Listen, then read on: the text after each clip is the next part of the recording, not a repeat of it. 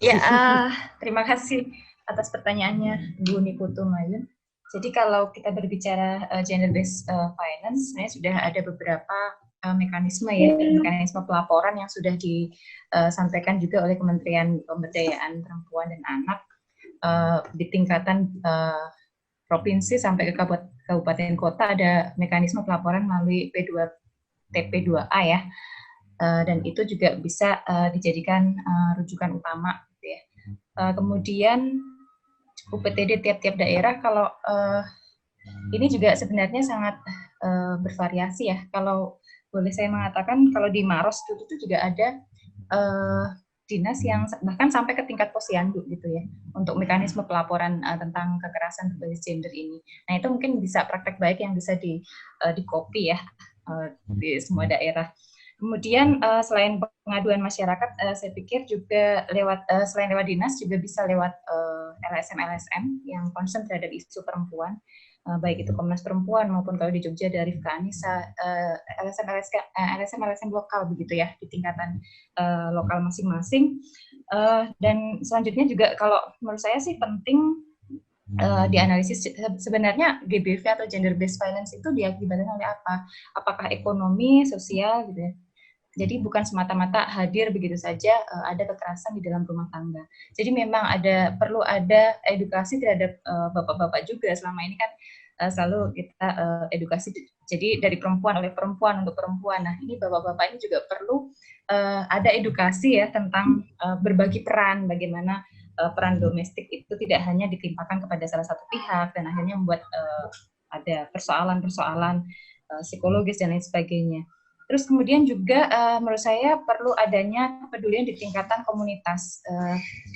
Mungkin kalau di level terkecil PKK atau RT RW atau mungkin kelompok-kelompok pengajian perempuan ya, di sana menjadi forum gitu untuk bagaimana curhat ya, berbagi gitu ya, berbagi kalau misalnya ada masalah. Dan level komunitas ini menurut saya sangat penting untuk dikuatkan ya, terutama mencegah adanya kekerasan berbasis gender di sekitar lingkungannya. Kemudian mungkin sementara itu dulu sih kalau dari saya. Silakan mungkin tambahan dari Mbak Heni.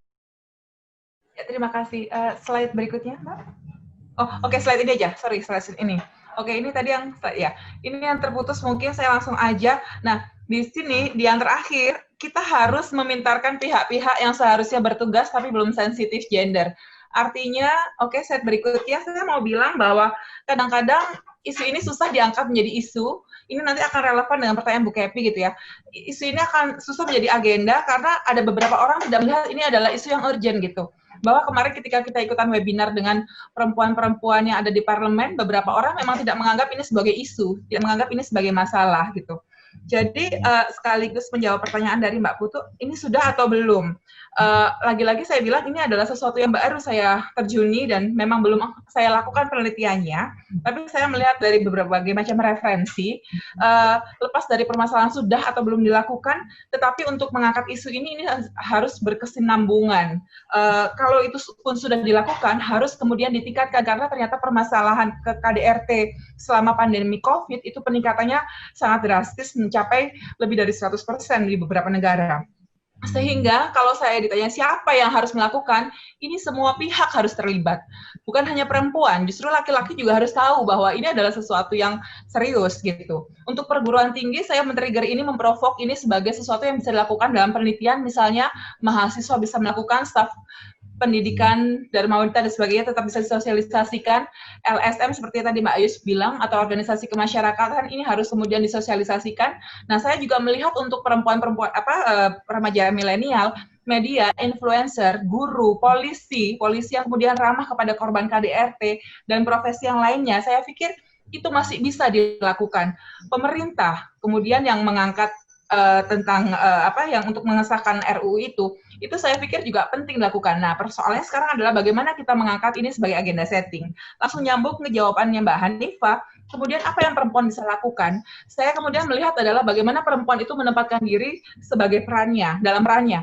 Sebagai ibu, dia mengajarkan. Tapi perempuan juga kemudian orang-orang yang kemudian sangat familiar di bidang IT, dia bisa membuat aplikasi yang memudahkan orang tua mengajarkan anaknya. Atau perempuan yang bekerja sebagai guru misalnya, dia kemudian memberikan kursus online dan sebagainya dan sebagainya. Artinya kemudian bukan hanya perempuan, laki-laki ya. Perempuan dan laki-laki didorong untuk memutus double burden yang dihadapi perempuan. Apa yang bisa dilakukan? Bagaimana dia menempatkan dirinya atau posisinya? Saya sebagai ibu ngajarin anak saya. Saya sebagai pendidik, kalau saya punya kemampuan untuk mengajari, bisa mengajari lewat online. Artinya sekarang kita memang dituntut untuk melakukan berbagai peran yang melekat pada diri kita, untuk bisa membantu perempuan yang mengalami double burden di sana, at least kemudian memutus stres dari rumah tangga yang mengalami isolasi. Mungkin seperti itu, Mbak Novi. Oke. Baik, kalau gitu saya lanjut dulu kepada Mbak Dinda, mau menyampaikan berkaitan dengan peran perempuan dan juga prolegnas, mungkin Mbak Dinda? Iya, makasih Mbak Novi. Tadi ingin merespon aja pertanyaan gimana sih perempuan bisa berperan seperti misalnya di proses kebijakan, misalnya di isunya rapat desa. Kebetulan waktu saya wawancara juga dengan Ibu Rahma, ya beliau juga cerita, sebenarnya kan desa itu punya ADD yang cukup berlimpah ya.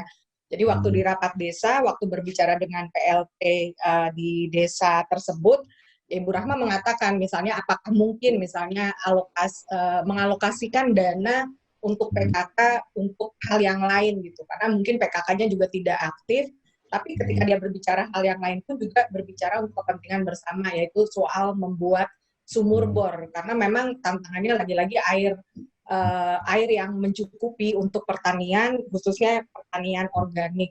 Dan memang kenapa beliau berani bisa berpendapat seperti itu juga tidak lepas dari partisipasinya sebagai penerima manfaat di proyek Oxfam sebelumnya di RCL, di mana kelompok tani, kelompok ekonomi, mereka tidak bilang kelompok ekonomi perempuan, tapi kelompok ekonomi juga dilibatkan dalam rapat-rapat desa. Itu soal peran perempuan di level desa sebagai contoh dari Pitu Sungguh. Nah, kalau soal RUU PKS, ini kan yang menarik dan kita juga sangat bersyukur ya, banyak sekali yang mendiskusikan hal ini adalah sebenarnya dan termasuk orang-orang di DPR seperti Ibu Diah Pitaloka misalnya juga ikut menggagas hal ini bersama dengan anggota Dewan Perempuan lainnya. Kita perlu pahami ada proses politik di dalamnya, ada hal-hal yang dianggap terlalu sensitif, padahal sangat krusial seperti yang sudah dibilang Ibu Kepi tadi, tapi memang akhirnya karena hal seperti itu dan dianggap sulit untuk dibahas, memang prosesnya dikembalikan ke balik dari Komisi 8. Nah, kita berharap saja bahwa masyarakat sipil juga ikut mendukung, media, dan semua pihak termasuk DPR untuk mempersiapkan lagi pembahasannya, dan karena katanya ditaruh di Prolegnas 2021. Dan saya pikir bahkan sampai sekarang masih banyak sekali diskusi-diskusi atau kegiatan-kegiatan yang berusaha untuk mendorong komunikasi, informasi, dan edukasi mengenai RUU PKS. Jadi kita optimis dan ya ini kerja bersama juga. Seperti itu Ibu Novi. Terima kasih. Oke, baik. Ya, sambil menunggu silakan mungkin ada pendapat mengenai prolegnas. Pertanyaan dari Bu Kepi mungkin.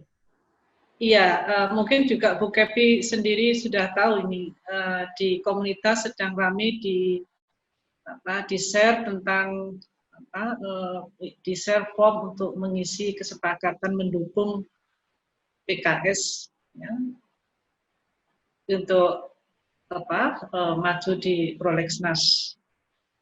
Tahu apakah masuk untuk tahun ini ataukah tahun depan. Tadi Mbak Adina menyatakan akan dimasukkan di tahun 2021 ya? Iya Bu Tika. Nah, kenapa kok kemarin tidak dipaksakan bisa untuk di 2020? Saya tidak mengikuti ya. Kenapa harus menunggu 2021? Karena dilempar di 2020, mestinya mungkin kalau kita bisa minta di 2020 itu bisa dilakukan. Ya. Beberapa sih banyak ini juga ya, karena dianggapnya mendorong LGBT, dianggapnya judulnya seharusnya bukan penghapusan kekerasan seksual, jadi banyak sekali hal-hal yang dianggap dalam tanda kutip terlalu berat gitu, padahal masyarakat sipil sudah mendorong sekian lama. Jadi akhirnya memang tampaknya tunduk terhadap proses politik sehingga dikembalikannya ke balik lagi gitu ya. Semoga saja entah September atau Oktober ini bisa ada persiapan lagi gitu untuk persiapan di Prolegnas 2021. Makanya kita juga pantau terus Bu Tika bareng-bareng dengan teman-teman DPR. Videonya ya seperti ya. Mau videonya tak buka dan nggak bisa. Oke. Kita jurusan. Oke.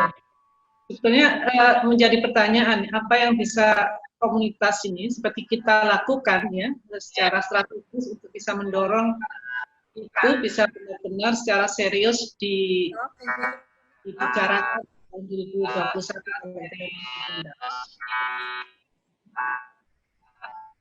Oke, sambil menunggu kendala teknis di tempatnya Mbak Rini, tampaknya belum bisa terpecahkan. Mbak Heni, ini ada pertanyaan dari Mbak Gusti Ayu Lasmi, dari Kementerian Agama Kabupaten Gianyar, Bali, Mbak. Kita belum bisa ke Bali, jadi ya kita membayangkan saja bagaimana suasana Bali ya saat ini.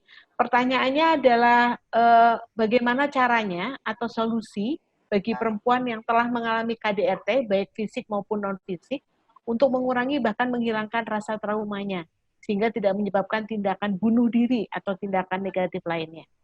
Monggo Mbak Heni, atau mungkin nanti bisa ditambahkan juga oleh Mbak Ayus. Iya, sebenarnya pertanyaannya itu sudah sangat teknis sekali gitu ya, dan belum sampai kepada ini saya sebenarnya karena saya cuma melihat hanya di permukaan saja dan berbagai alternatif yang bisa digunakan untuk memutus KDRT. Ini sudah tahap berikutnya ketika KDRT itu terjadi. Mungkin akan ada orang-orang yang lebih kompeten untuk menjawab pertanyaan ini gitu ya, karena ini kemudian lebih kepada konteks treatment bagaimana menghilangkan trauma dan bagaimana menghentikan tindakan yang akan berakibat negatif gitu. Tapi mungkin saya akan menyangkutkan dalam konteks pandemi, memang persoalannya di mana saja, saya nggak tahu, makanya tadi saya memberikan pertanyaan ke Mas Yeyen gitu ya. Kalau di sini, shelter-shelter yang digunakan untuk menangani masalah, untuk menampung korban KDRT, itu sangat berkurang, karena kemudian shelter itu banyak digunakan untuk tempat merawat orang-orang yang terkena COVID-19 gitu. Jadi saya pikir memang kita harus melihat tetap masalah KDRT itu harus mendapatkan perhatian. Harus tetap disediakan shelter-shelter untuk mereka. Saya yakin bagaimana mengurangi atau menghilangkan trauma ya memang ini sudah membutuhkan penanganan pihak medis atau psikolog ya. Hanya mungkin memang mereka yang bisa menangani dan tugas kita di sini adalah menyediakan sarana itu gitu. Saya pikir seperti itu. Mungkin dari Kementerian Agama dan Kementerian atau pihak pemerintah terkait harus melihat, harus tetap menjadikan ini sebagai setting agenda bahwa kondisi ini masih ada, walaupun ada COVID, walaupun isolasi, walaupun banyak kemudian kantor atau tempat dialihfungsikan gitu. Tapi jangan mengesampingkan masalah KDRT dan korban KDRT harus tetap diwadahi atau harus tetap diperhatikan. Karena ternyata selama COVID, selama pandemi ini, justru korban KDRT jumlahnya meningkat pesat, meningkat tajam. Mungkin itu yang bisa saya jawab nanti. Kemarin juga waktu saya ngobrol-ngobrol dengan Ibu Rahma, kalau kita kan kenal mungkin kalau di urban itu ada hidroponik ya, atau memang memanfaatkannya benar-benar di pot-pot yang mini atau bahkan di bahan-bahan yang kita bisa reuse gitu, sehingga tidak menambah sampah. Itu hal yang mungkin dilakukan karena saya pikir memang kemewahan sekali untuk